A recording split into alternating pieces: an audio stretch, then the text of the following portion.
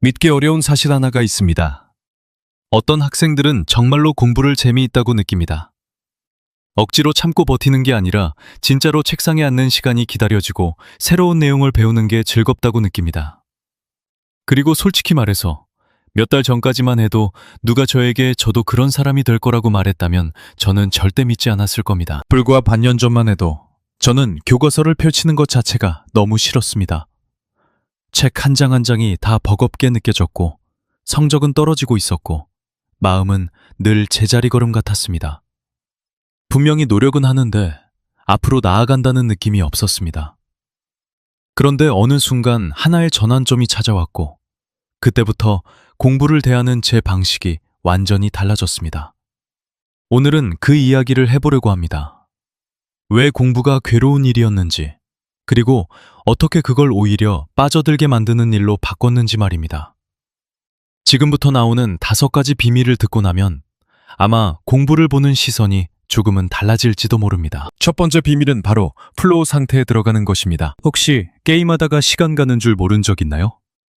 분명 조금만 하려고 했는데 정신 차려보니 몇 시간이 지나 있는 그런 경험 말입니다. 그 상태를 플로우라고 합니다. 적당한 도전과 내 실력이 맞물리면서 시간 감각이 사라질 정도로 깊이 몰입하는 순간이죠. 흥미로운 건 이 플로우가 게임에서만 생기는 게 아니라 공부에서도 충분히 만들 수 있다는 점입니다. 플로우에 들어가려면 3가지가 필요합니다. 첫째, 목표가 분명해야 합니다. 둘째, 바로바로 피드백을 받아야 합니다.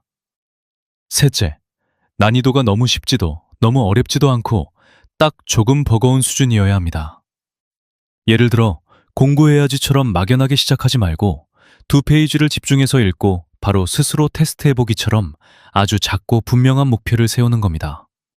그리고 읽은 뒤 바로 자신에게 질문해보는 거죠. 얼마나 이해했는지, 무엇이 기억나는지 바로 확인하는 겁니다. 만약 너무 쉽다고 느껴지면 난이도를 조금만 올려보세요. 바로 그 살짝 어려운 지점, 그 약간의 긴장감이 플로우가 살아나는 자리입니다. 저는 공부를 게임처럼 보기 시작했습니다. 한 챕터는 하나의 레벨이고 어려운 개념은 보스전이고 내가 쌓아가는 진도는 경험치라고 생각한 겁니다. 그렇게 생각하고 나니 매일의 공부가 단순히 해야 하는 일이 아니라 캐릭터를 성장시키는 과정처럼 느껴졌습니다.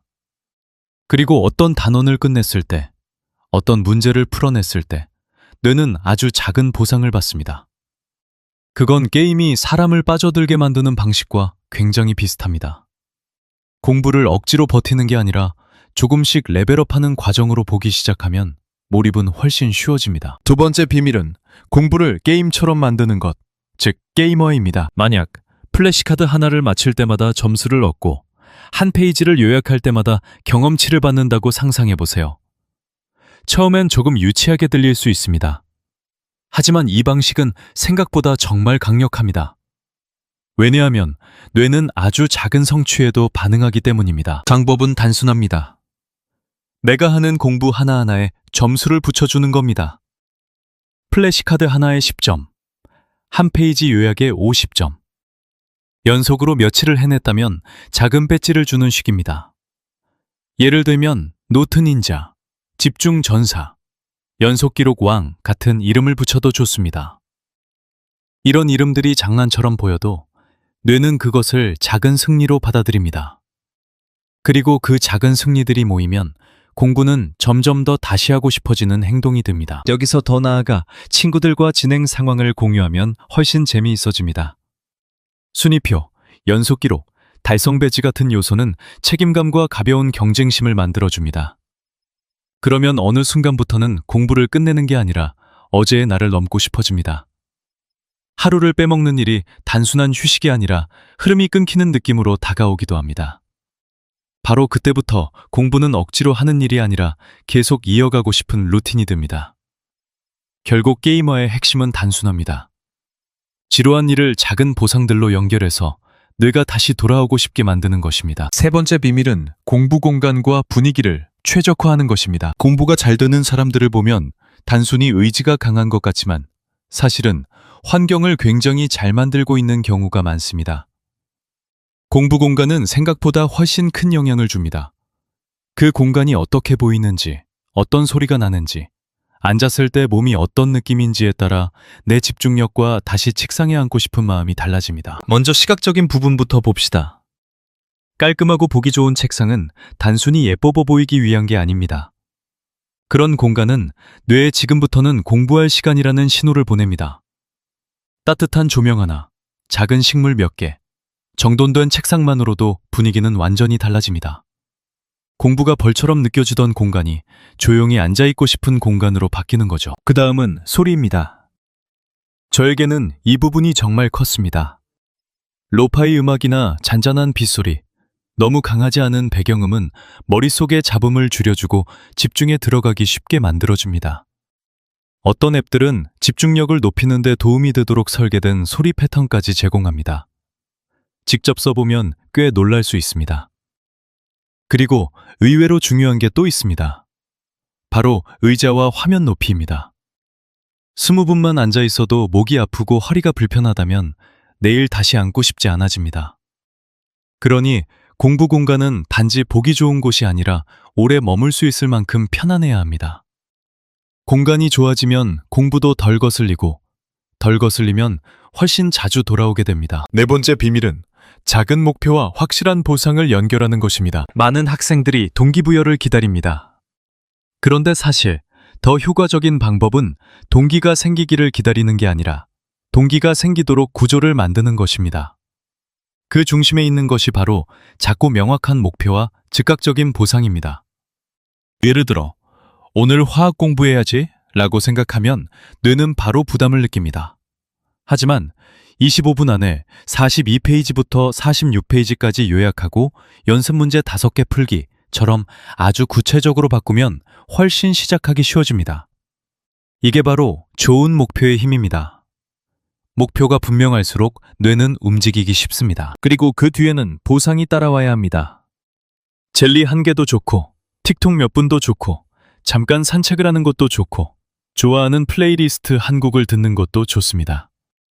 중요한 건 나에게 기분 좋은 것이어야 하지만 너무 오래 빠져들 만큼 강한 방해 요소는 아니어야 한다는 점입니다.